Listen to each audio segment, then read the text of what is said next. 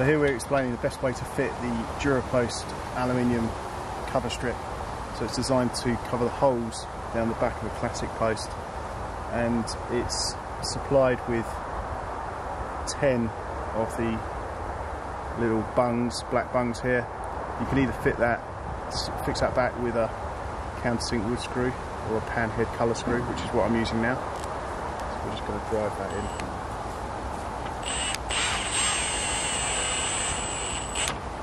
So we suggest 2 at the top, 2 in the middle, 2 at the bottom. Simply get the cover strip and just ease its way over the bungs and just slide it down.